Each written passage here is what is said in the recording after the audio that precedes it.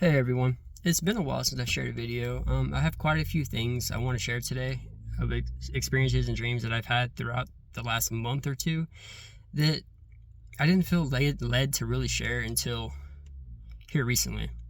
Before I get into the dreams, I want to talk about how within like the last half year or so, I've been led into studying a lot of different things between like Egyptian and Greek mythology, and the main ones like Zoroastrianism and things like that. And before I get into that, there's these puzzle pieces that I was trying to, and I know in the end times it says demonic doctrines are going to show up. I get that. I understand. And I'm not asking nobody to believe anything I say. I'm just simply putting on documentation because of things that I experience, things that I don't understand, okay? So I found multiple times, like not only there's like ancient and different ancient mythologies. Like for example, if you go into I don't remember which one it was. It was like Egyptian or Greek mythology, especially the Book of the Dead. If you look into the Egyptian Book of the Dead, and some of the other ancient stories, some of the ways Jesus talks, it wasn't exactly like he talks, but it was very similar. Some of these parables, for example, I don't remember. There was a story I read. I want to say it was Greek mythology. It sounded very, very similar to what some of the ways that he talks, like how I was talking about the talents, for example, and making thy enemy thy footstool, like they do in Psalms. I think it's in Psalms. That exact phrase is in the Egyptian Book of the Dead, and there's a lot more. And it's not just that. People are, you're talking about Egyptian and Sumerian and Greek and all these other ones being pagan, but a lot of these stories have been embedded into the Bible, like how the Noah story is not original. There's multiple different versions of it. You thought Samson's story was original. It's not. There's one in ancient Greek where it's called Hercules, not Hercules, but Hercules. And he had a very similar myth about his hair being his power. And there's many other ones, but the one that really, really hit home for me that I just had this thought to look into was finding out that the three wise men, not only the three wise men, but King Xerxes himself, were all Zoroastrians. And then I found out in Zoroastrian that there's a myth in there as well of a virgin birth taking place of an Ashavan. And now I started thinking, maybe this is like the earliest known record we have of the foretelling of Christ coming, or the Ashavan. And then a lot of things I've been dealing with, and once I get into these dreams, you'll understand. I'm starting to wonder if there's not. I don't know if it'd be a pantheon, but at least a light versus darkness, like how the Zoroastrians talk about a light and darkness entities. You have Ahura Mazda and Anger Mainyu. And so with all these, there's a whole bunch of different keys, a whole bunch of different things. If you look into it, guys, you'll see. I mean, you can even be lazy and use ChatGPT and ask for resources and ask for similarities between how Christ talked and the mythologies, or however you want to do it. But you can find stuff, but make sure you ask for the resources of where they came from. And I just remember seeing these stories, and it's just things that I can't let go, because it's puzzle pieces that I can't dismiss. And then I have these dreams. Okay, my first dream, these are not back to back to back, but they're like sequential within like the month or two, something like that. Like between this month and last month, kind of like that. So the first dream I had, I did something I shouldn't have done. I did a sinful act I shouldn't have done. I regretted it. And I told God, if it was wrong for me to do this, send me a sign. I can't remember whether it was that very night or the next night. I had this dream where I was taken down. It's like I was going down into the shadow realm, hell, whatever you want to call it, right?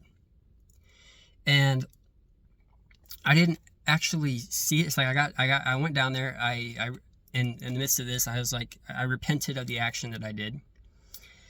And after this, I like moved over and I was like, I don't know, I was like in this holding area. Like I was just kind of sitting there floating, and there was like this gate kind of, and there was like a little opening. And somehow I went through this gate and I went down and I looked down, and in this place, it was like a huge trial. And I don't know what that means.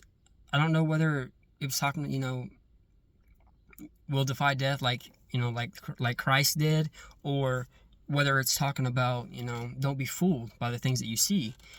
And maybe it's talking about the illusions of this world. I don't know what it meant. But I saw this, like the underworld, look like a big trial. There's also, there's different myths and stuff where it talks about you're gonna be put through trials when you die. And that's another thing. It talks about when Jesus talks about how the road is narrow. There's literally a mythology somewhere. I don't remember where it's at, but it's about doing good and bad deeds. And the better you do, the wider the bridge is when you go to cross it.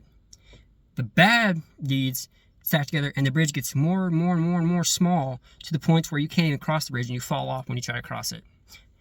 I don't remember where that was from. Like I said, you guys can do your own homework. I've studied a lot of different things. I don't know.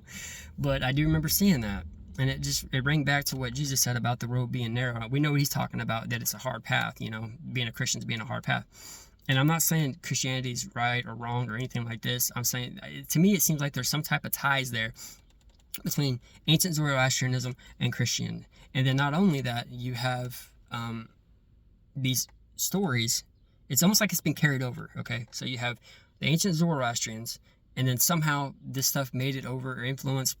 Where did God's people come from? Does anybody know? I haven't looked into that yet, but where did the people come from before Egypt enslaved them?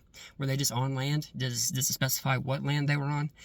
But somehow, I think the Zoroastrians and the belief system kind of transferred, moved over. It kind of embedded with like the Sumerian type system. And then you have like these ancient Gnostic stuff that are found over in Egypt, which is kind of bedding into Zoroastrianism along with Christianity a little bit. And then you take, once these guys are trapped in Egypt and during the Exodus, these Israelis get freed, and somehow these belief systems move over. During this time frame, the Israelis, being trapped in Egypt, naturally probably took on some of their belief systems, some of their thoughts, and this and that for how long they were. So they naturally took on some of these pagan stories, these ancient stories, and so these got moved on. And it seems the Bible is exactly that. It's like it's got light versus darkness. It's got the ancient pagan stories. Like I said, they are there. You Christians could deny it all you want, but the roots are there. The Sumerian Noah story, the Samson story, a lot of different of those stories they're retold, and you can see the carryover from the different changes. And I think the Israel Bible we have today is a re-edition, or like a add to. It may be been a collective edition of a lot of different events that's happened that's been culturally adapted and changed throughout history. That's why we have the ancient Egyptian sayings that were similar to how Christ spoke. That's why we have the ancient mythology stories. That's why we have this light versus darkness. But in the Bible, it says it's God versus Satan. And there it was, true light God versus dark God. And it was Engar Manu versus Ahura Mazda. And that's how the Bible is now. Not only that, a Zoroastrian has, about the Ashavant coming in the Revelation times. That's in the Bible as well. And the Revelation it's been retold in different areas as well. And then the key is a lot of all these different mythologies and stories have this white-robed figure in them. Is that the Ashavant? Or, as we know him as Christ? Maybe. Now, leads back into one of my other dreams that I had. So after that, that dream took place, I kind of, I looked at the trial, I woke up and I was thinking about it. I was like, what just took place? And that's when I started having these thoughts. What does it mean? And I heard a voice tell me, I wasn't going to make you experience it. I just wanted you to repent for the action that you did. I was like, okay. And then a few days go by, week, something like that. And then I have this other dream where I'm like standing on a stage and I'm talking about my some of my experiences, and I directly remember something about if they were to scan or check my mind or something, they would see that I'm not normal or something like that. And then something flashed back to saying about the war that's going to take place. I believe I can't 100% say that it was. I'd have to go back on when I directly first said that it was going to happen, but I believe it said March next year is when the war is going to take place. So I can't remember exactly when I made that video, but it would probably be either that time frame or the time frame. It could be the same. I don't know. I've made so many things and experienced so many things. It's hard to keep track of everything. So anyways, after that took place, just about 2 nights ago, I had this dream where I was taken into the spirit again. I literally felt myself rising. Like, I don't even know how to explain it. It's like rising. And I felt this hindrance once again. You know, I told a long time ago I had this dream where these darkness, these shadow figures, where you call them demons, archons, whatever. I don't know, devas. I don't know what their true identity is, but they were trying to heed my progress. And I remember I stopped in my mind. I was like, "You are not going to stop me this time." That's what I said in my mind. And I kept going up, up, up, up, and then the scene transitioned, and I ended up in this world that looked very, very similar to our own. I can't remember exactly what it looks like, but I remember I was walking on the street and I was talking to this young guy, and I had this thought in my head. It's like, this is where the people live, but there's another place where God resides. And I was talking to this guy, and for some reason he made a point to tell me, "Yeah, I've seen a God before." I'm like, "Where?" He's like, "Up. They live up. We live down here." It's like, okay, I've never seen a God before.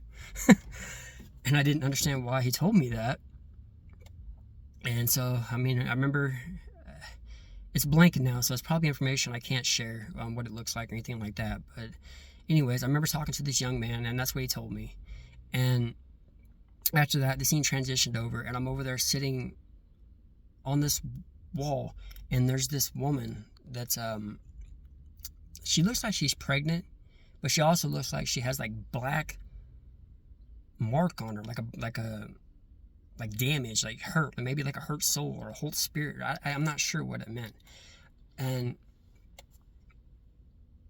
I was under the impression that she was pregnant, waiting for someone.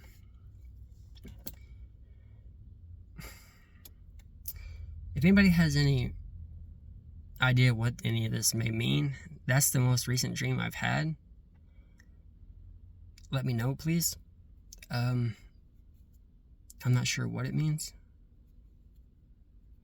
After that, I woke up, and I was just like, I'm just going to keep this, and I'm going to pocket it, and if I ever feel led to share it, then I'll share it. But I was just going to keep it as a personal experience. But here lately, especially yesterday, I was told within the last few days that I need to share this. I need to share this dream in this video to get it down. So, like I said, I'm not telling any of you guys, don't believe nothing I say. You know, do your own research, take it to prayer, ask God. I'm not trying to lead no one astray. I'm simply a seer. I experience, I have dreams, visions, things like that, and I just document what I see. I'm not saying I believe it. I'm not saying I don't believe it. I'm just saying I'm experiencing, and I'm just watching. I don't know what I follow right now. I guess it would be, I just follow Yeshua. I follow Christ. I follow God. I don't follow a book. I don't follow anything. I just experience and I follow. I walk with God. Thank you guys, and God bless.